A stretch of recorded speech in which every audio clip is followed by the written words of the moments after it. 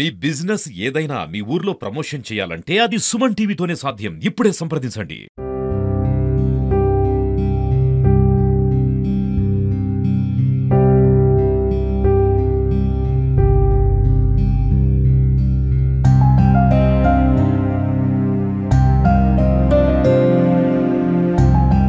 పిల్లల్ని తీసుకొని వెళ్ళిపోండి అని చెప్పారు. ఆ లోపల మేము బయలుదేరేసరికి ఇళ్ళ మీద నీళ్ళు వచ్చేసినాయి.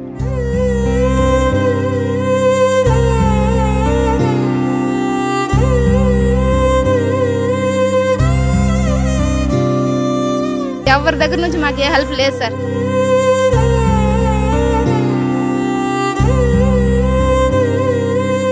గలకాతకు వచ్చేసింది. జనాలు ఎట్టనో దాటుకొని అట్ట పోయినారు. మిద్దెల మీద ఏరిపోయినారు, మాళ్ళ మీద ఎక్కిపోయినారు.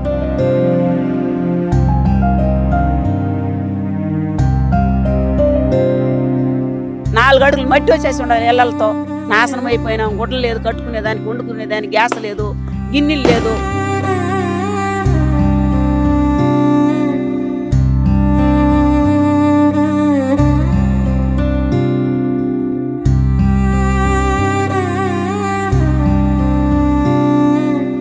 ఉన్నారు అంత చిన్న పిల్లలే సార్. స్కూల్కి కానీ పంపించుంటే ఒక్క పిల్లోడు కూడా మాకు దొరికే వాళ్ళు కాదు.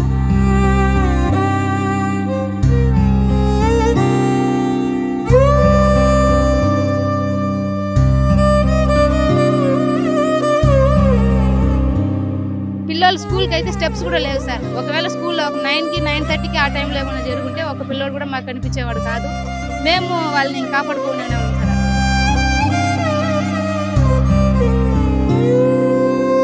అందరూ ప్రతి ఒక్కరు కట్టుబడులతో నిలబడుకున్నారు.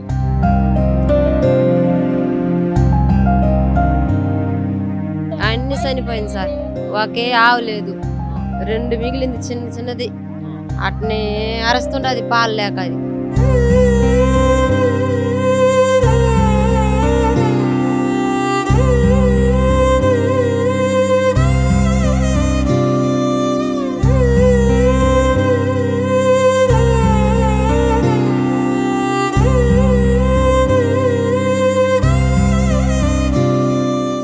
తిరుపతి జిల్లాలో ఓలూరు రాయల చెరువు కట్ట తెగిపోవడంతో ఏదైతే సమీపంగా ఉన్నటువంటి గ్రామాలన్నీ కూడా జల విలయంలో చిక్కుకున్నటువంటి విషయం తెలిసిందే. ప్రస్తుతం మనం అదే గ్రామంలో ఉన్నాము. ఇక్కడ గ్రౌండ్ లెవెల్లో తెలుసుకోవడానికి సుమన్ టీవీ బృందం ఇక్కడికి చేరుకుంది.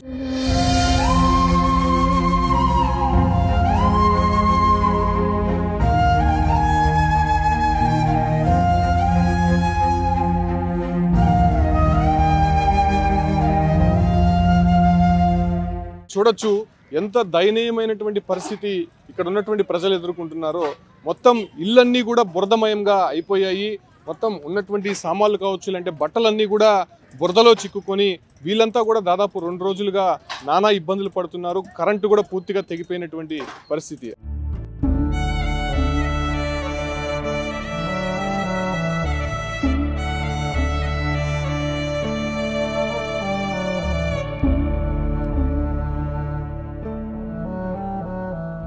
అయితే ఒక చెరువు గండిపడడంతో పూర్తిగా ఈ పరిసర ప్రాంతాల్లో ఉన్నటువంటి గ్రామాలు మొత్తం కూడా జల విలయంలో చిక్కుకున్నాయని చెప్పుకోవచ్చు. మనతో పాటు ఆ గ్రామ ప్రజలు ఉన్నారు.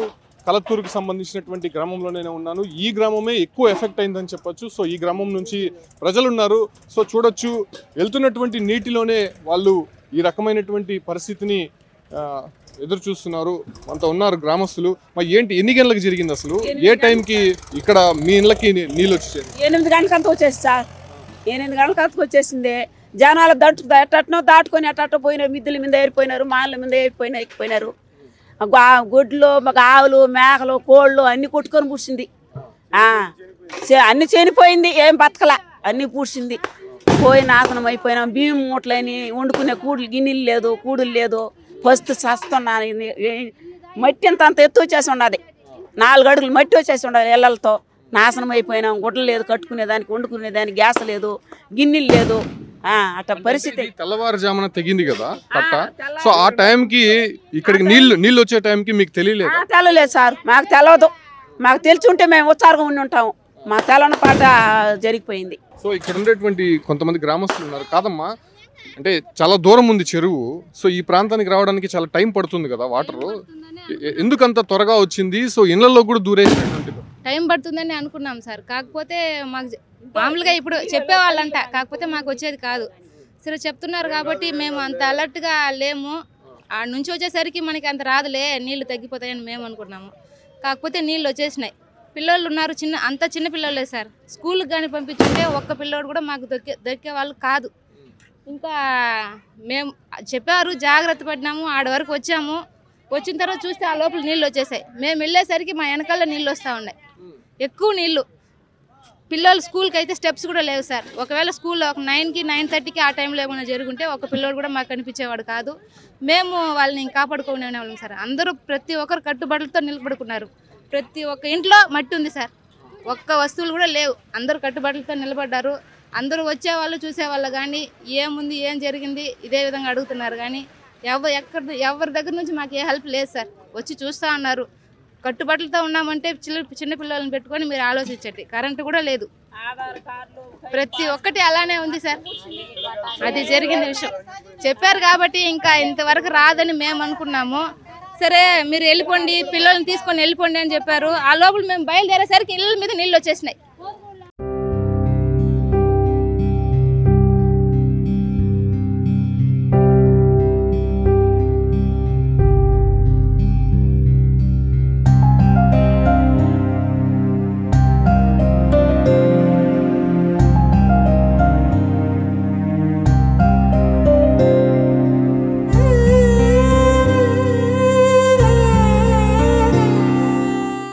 అది జరిగింది. ఎన్ని గంటలకి వాటర్ అక్కడ నుంచి స్టార్ట్ అయింది? 6:30, 7కి అలా చెప్పారు సార్. మేము ఇంక రాదులే ఆడేడో కదా అని చెప్పి మేము కొంచెం ఇర్రెగ్యులర్గా ఉన్నాం. సరే ఇంకా చూసుకుందాంలే అనుకున్నసరికి ఆ లోపల సౌండ్, నీళ్ళు వచ్చే సౌండ్ ఎక్కువ వినిపిస్తూ ఉంది. బీచ్లో ఎలా వస్తుంది అంటే నీళ్ళు ఆ విధంగా పొంగి పొరలదా వచ్చింది సార్. అలా వచ్చినందువల్ల ఇంకా వాళ్ళ పాటికి 2 వీలర్స్ ఉన్న వాళ్ళు తీసుకొని వెళ్ళిపోయారు సార్. జాగ్రత్త పడ్డారు. కాకపోతే చాలా వరకు ఆవులంతా ఆవులు ఉన్న వాళ్ళు నష్టపడిపోయారు. ఎవరు ఆవులు, మేకలు, గుడ్లు ఏవీ లేవు సార్. చాలా వరకు లక్షల్లో నష్టపోయినారు. రూపాయి లేకుండా ఇబ్బంది పడుతూ ఉన్నారు. ఎవ్వరు ఏం లేదు, ఎటువంటి ఇది కూడా లేదు అసలు. కళ్ళతూరు కోలుకోవడానికి చాలా సంవత్సరాలు పడుతుంది. సో పెన్నడు జరిగినటువంటి జల విలయం అని చెప్పొచ్చు. కొంతమంది గ్రామస్తులు ఉన్నారు. చూడండి, ఇంట్లో వంటకి వినియోగించేటువంటి పాత్రలు ఏ రకంగా అయిపోయాయి, మొత్తం కూడా బురదమయం అయిపోయింది. సో ఇప్పుడు వీళ్ళు మళ్ళీ ఇవన్నీ కూడా క్లియర్ చేసుకోవాలంటే దాదాపు 1 నెల 2 నెలలు పట్టే అవకాశం అయితే ఉంది. అప్పుడు ఆ సమయంలో మీరు నిద్రపోతున్నారా, లేకపోతే ఇది తెలిసిందా నీళ్ళు వచ్చిందని తెలిసిందా? తెలవదు. నీళ్లు వస్తే తెలిస్తే మేము ఎందుకు వదులుతామా? పరిగెత్తుకొని వెళ్తుండారు. ఏడుకు వచ్చే కాళ్ళకి అంత ఎవరు ఉన్నారు? ఈ సైడ్ వచ్చింది, ఈ సైడ్ ఇంటికి వెనకాల నీళ్లు వస్తే ఎవరు చూస్తారు సార్? ఇంట్లో ఉంటారు వాళ్ళు. పిల్లకాయలు అంత మాత్రం లేకుండా సేదారు లేకుండా వీళ్ళు ఇది ఎత్తుకోపోయేదా దాన్ని ఇప్పేదా? ఏమని ఎత్తుకునేది? ఏమి ఎత్తపనిలే. ఇల్లు మాత్రం ఉండాలి చూసేదానికి. మేము లోడ్ ఎత్తినాము. ఇప్పుడు తెల్లారా మట్టి ఇంత పొడుగుండదు. ఇంట్లో పాములు ఉండదు, చేపలు ఉండింది. భయపడిపోయా ఆడపోయి నిద్రపోయినాము. ఏడా కేపూర్లో పోయి నిద్రపోయినాము. ఆ హాస్టల్లో ఒక్కొక్క ఇంట్లో దాదాపు 3 నుంచి 4 అడుగులు బురద లోపల ఉండిపోయింది. మొత్తం ఈ సామాన్లన్నీ కూడా వాళ్ళు ఆ బురదలో నుంచి తవ్వి తీసుకొని బయటకు వచ్చి క్లీన్ చేసుకుంటున్నారు. సో చాలా మంది కూడా బాధితులు ఇక్కడ మనం చూస్తున్నాం. ఉదయం లేచేసరికి ఒక సముద్రపు అలలు ఏ రకంగా వస్తాయో ఆ రకంగా ఆ చెరువు వరద అనేది ఈ గ్రామానికి కొట్టుకొని వచ్చింది. ఆ సమయంలో అంటే మీకు ఆవులు అవన్నీ ఏమన్నా ఉన్నాయమ్మా? 15 బరిగుడ్లు చనిపోయింది, అన్ని చనిపోయింది సార్. ఒకే ఆవు లేదు, 2 మిగిలింది చిన్నది. అట్నే అరుస్తుండది పాలు లేక, అది అన్ని చనిపోయింది. ఓకే లేదు, ఏమీ లేదు. అంటే మీ ఇంట్లోకి నీళ్ళు వచ్చిన తర్వాత మీ ప్రాణాలు కాపాడుకోవడానికి పరిగెత్తారు. సో ఆవుల్ని కట్టేసి ఉంటారు కదా, సో వాళ్ళని ఇప్పే ప్రయత్నం చేయలేదు? లేదు సార్, వచ్చేసింది సార్. ఏడునికి వచ్చేసింది. ఏడనే కట్టి పెట్టినాం. మేము పోతాం సార్. అట్ట ఉండింది సార్. పెద్ద ఆవులు, బరిగొడ్లు అన్ని పోయింది సార్. ఒకే బరిగొడ్లు లేదు. క్షణాల్లోనే జరిగిపోయింది మొత్తము. అసలు మా ప్రాణాలు మేము కాపాడుకోవడానికి వెళ్ళేటువంటి సమయం కూడా మాకు లేదు, అప్పటికే ఇళ్లలోకి నీళ్ళు వచ్చేసాయి. దాంతోపాటు కూడా విద్యుత్ అంటే కరెంటు స్తంభాలకు సంబంధించి మొత్తం కూడా కూలిపోయాయని చెప్పి తెలుస్తుందమ్మా. అప్పుడు కరెంటు కూడా మొత్తం పోయింది, అది కరెంటు మొత్తం కూలిపోయింది సార్. మేము బయట అని చెప్పి వెళ్ళాము, ఇక్కడ ఇంకా మన ప్రాణాలు మనం కాపాడుకోవడానికి మేము బయట వెళ్ళాము సార్. బయట వెళ్ళి మేము ఒక 2 hours 3 hours తర్వాత వచ్చేసరికి మొత్తం పోల్స్ మొత్తం కింద పడిపోయినాయి.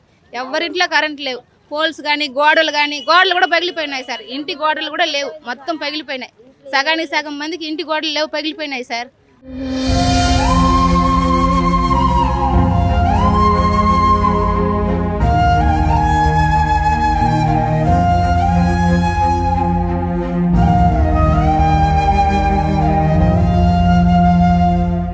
ఎక్కడో ఉన్నారంటే ఉన్నారు. నైట్ ఇంకా మేము బయట వెళ్ళి కేవీపురంలో స్కూల్లో స్టే చేసాం సార్. నైట్ అక్కడే ఇంకెవరో బయట ఒక పునరావాస కేంద్రానికి పంపించారు. మళ్ళీ వీళ్ళు ఈ ప్రాంతానికి వచ్చి సో వాళ్ళ ఇల్లు ఎలా ఉందో చూసుకునే ప్రయత్నంలో అక్కడికి వెళ్ళడానికి కూడా అక్కడ సాహసించలేనటువంటి పరిస్థితి. ఎందుకంటే పూర్తి స్థాయిలో బురద నిండిపోవడము.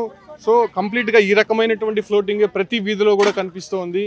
సో ఈ ఒక్క కలత్తూరు గ్రామమే ఎక్కువ కూడా ఎఫెక్ట్ అయిందని చెప్పొచ్చు. చాలా వరకు కూడా ఇల్లు దెబ్బతిన్నాయి. పూరి గుడిసెలన్నీ కూడా నేల కొరిగినటువంటి సిచ్యువేషన్ అయితే ఈ గ్రామంలో కనిపిస్తుంది. సో ఏంటమ్మా మీరు ఎక్కడున్నారా ఆ టైంకి, వరద వచ్చే సమయానికి ఇంట్లోనే ఉన్నారా? సో ఆ టైంకి మీకు తెలిసిందా ముందుగా? మాకు తెలియలేదు సార్, వస్తానని చెప్పినారు కానీ మాకు తెలీదు. కానీ తిరిగి చూసే కాడికి దగ్గరికి వచ్చేసింది. పరిగెత్తినాం అట్నే బిడ్డలను పెట్టుకొని, పైకి ఎక్కినారు. మిద్ది పైకి చిన్న పని కాదు సార్. మీకు ఆవులు కానీ అలాంటివి ఏమైనా ఉన్నాయా? ఉన్నాయి సార్, ఆవులు అవేమైనాయమ్మా? చనిపోయింది. సో ఉన్నటువంటి అంటే గొడ్లు ఆవులు మొత్తం కూడా చనిపోయాయి. ఈ యొక్క వరద నీటికి మొత్తం కొట్టుకొని వెళ్ళిపోయాయి. ఇక్కడ చూడొచ్చు. సో వంట చేసుకునేటువంటి పాత్రలు ఏ రకంగా బుడతో నిండిపోయాయో మనం చూడొచ్చు. సో మొత్తం గ్రామం అంతా కూడా ఈ రకమైనటువంటి పరిస్థితులే కంటిన్యూ అవుతున్నాయి. చూడొచ్చు చిన్నపిల్లలు. ఏంటమ్మా అప్పుడు వాటర్ వచ్చింది కదా, స్కూల్కి వెళ్ళలేదా నువ్వు? లేదు, ఎందుకో? నీళ్ళు వచ్చేసింది. ఆ టైంలో ఏం చేస్తావు? పడుకున్నావా లేచినావా? లేచిన. సో పిల్లలు స్కూల్కి రెడీ అయ్యారు. రెడీ అయిన తర్వాత ఒక్కసారిగా ఆ వరద ఉధృతి పెరగడం, ఇళ్లలోకి నీళ్ళు రావడంతో అసలు ఎటు వెళ్ళలేనటువంటి పరిస్థితిలో పిల్లల్ని కూడా ఇక్కడ నుంచి ప్రాణాలు కాపాడుకోవడానికి తీసుకొని బయటకు వెళ్ళిపోయారు. సో ప్రస్తుతం ఇవాళ ఉదయమే ఈ ప్రాంతానికి వచ్చి చూస్తే పూర్తిగా ఇళ్ళన్నీ కూడా బురదమయం అయిపోయాయి. సో కొన్ని సామాన్లు అంటే ఇంట్లో ఉన్నటువంటి పాత్రలు అవన్నీ కనిపించడం, అదే రకంగానే వాళ్ళు రోజు వేసుకునేటువంటి బట్టలకు సంబంధించి కూడా అక్కడ కనిపించడంతో అవన్నీ తెచ్చుకొని ఇటువంటి ప్రవాహిక ప్రాంతాల్లో అంతా వాటిని క్లీన్ చేసుకున్నటువంటి పరిస్థితి ప్రస్తుతం ఇక్కడైతే కనిపిస్తోంది.